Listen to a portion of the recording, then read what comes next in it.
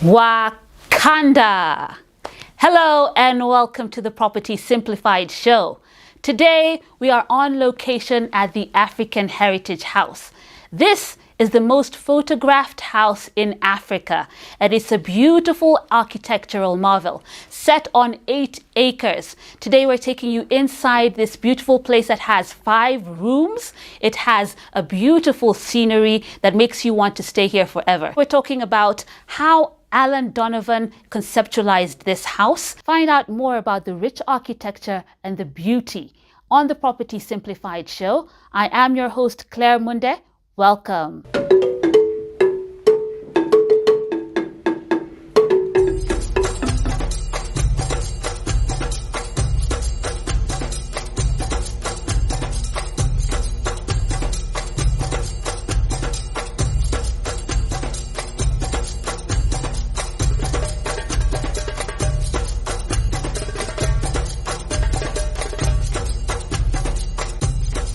Thank you for having us here at the African Heritage House. Karibuni, it's my pleasure. Thank you. Yes. Give us a brief introduction of yourself. My name is Tom Otieno. I'm the one who is managing this property right now. There's a trust that Alan had set up which will take over immediately we are done with the probate or the legal matters. Yes. Tell us more about him and your interaction with him, how you met, and what inspired him to build this place. I met Alan, after college I got employed. I was just looking for a job. So then I got employed by Mrs. Murumbi, who was the wife to Joseph Murumbi, who was the second vice president of Kenya. And the way Alan and Joseph met was through a sculpture called the Burger Mask. The other name is Animba. It's from Guinea.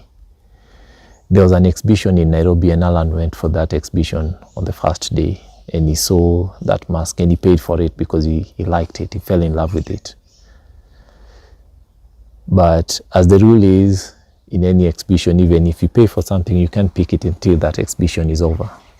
So when Joseph Murumbi came the following day, he also saw that mask and he wanted it. And he was told that, it's been sold. And he was very curious to find out who was this guy who has the same interest, because Joseph Murumbi was also an art collector. Yeah. In fact, one of the few Africans who appreciated art. Yeah, so that's how they met, and they agreed to co-share the mask until they got another one. The mask later on became the symbol of African heritage. They had a shop downtown along Kenyatta Avenue where I&M building is before they were moved back to Banda Street. And then they had a branch at Libra House and then one at the Carnival. Yeah. Oh, lovely, lovely. Now, tell us about how Alan Donovan ended up living in Kenya and making Kenya his home, because he's originally from the United States. Yeah.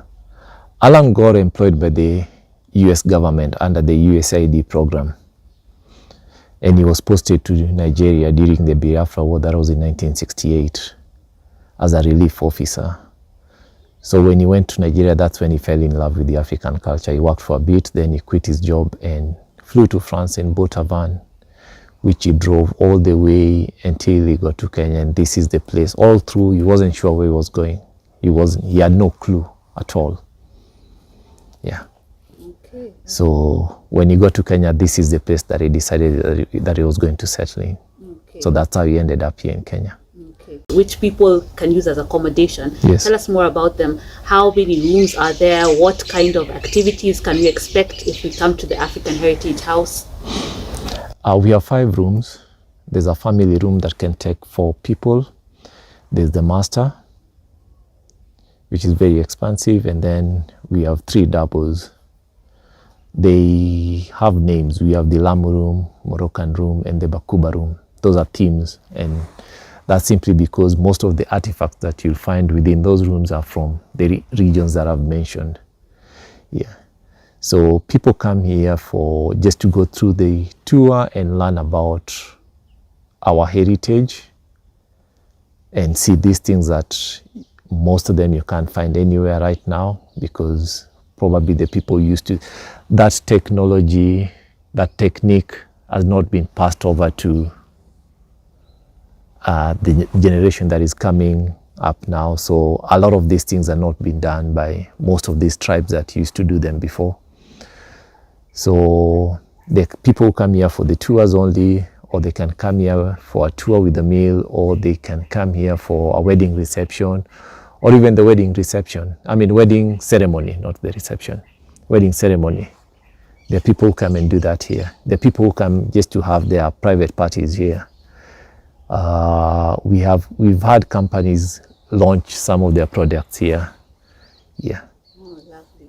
How many acres is this land? 8 acres. 8 acres. Yeah. Okay. So it's subdivided. We have the main building. Yeah. That is the main attraction. And then what other structures do we have? It's just the main building, and then we have the servants' quarters and the solar house. That's all we have. And during COVID, just before COVID, Alan wanted to do another building that he was going to have his permanent, that was going to have his collections, a permanent collection place to display most of the pieces that he had. Because I mean, we have so many pieces that some of them have not been displayed. So he needed to have a gallery where he could display some of these things. So that is still on course. It's something that one of his visions and wishes that we that we really want to achieve as a trust. Yes. Tell us, as we wrap up this interview, what are some of your fondest memories of Alan? Alan, his stories, and anytime he was doing a show, because Alan did shows just to promote Africa and African culture. So we do shows and which travel around the world, and some were done here in Kenya locally. Whenever Alan had a show coming up, I don't know what would get into him, but he would get so worked up. And I kept on telling him that, Alan, this is the same thing that we've been doing over years. So it's the same. There's no reason, but that was Alan for you. I mean, the way, perfectionist. Everything had to be just right. You cannot cut corners. Yeah. If it was this line, it's that line. You can't go around like that. Yeah. So that was Alan for you. Yeah. And then the other thing was his creativity. He had an eye that not very many people have. The vision that he had about these things and where to put them. Alan would buy something knowing exactly where he was going to put it. Yeah. Knowing it wasn't about trying it out, but he knew exactly what he was going to do with it. Yeah. The African Heritage House is located in Mlolongo and sits on 8 acres. The main attraction is the 5-bedroom double-story house overlooking the Nairobi National Park. The building's architecture was inspired by the mud mosque in Mali. At different intervals during the day, you're sure to see and hear a cargo or passenger train passing through the standard gauge railway. And if you're lucky, you might catch a glimpse of a lion hunting for her prey at the national park. The design concept for the house was borrowed for Moroccan themes. Many of the pieces at African Heritage House have been collected over decades, and you'd struggle to find similar items today. For example, the type of fish traps, which were repurposed into light fixtures, were gotten from the Indian Ocean and are no longer in use. Some of the cushions are made from cowhide with hints of beading, while other cushions are from mud cloth sourced from Mali and across the African continent. Nigeria, being Alan Donovan's entry point to Africa, there are many pieces of art inspired by the West African country, with artists from the country having been flown in to do the work. Being a visionary, Alan worked with like-minded individuals to bring his ideas to life. The roaming lady next to the pool, for example, was conceptualized with a welder after he got old phones and didn't know how to put them into use. The pool area and changing room are anything but ordinary, from the Mazaris floors, Lamu doors to the Tinga Tinga paintings that fill the walls. The room gives a relaxed feeling.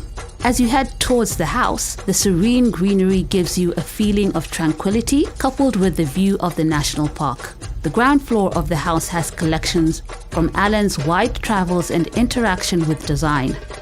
From the pot to the Baga mask, all these were conceptualized with art in mind. Fun fact, you see the kente material used in the curtains? Well, you can tell whether a fabric was made or woven by a man or a woman from the size of the loom.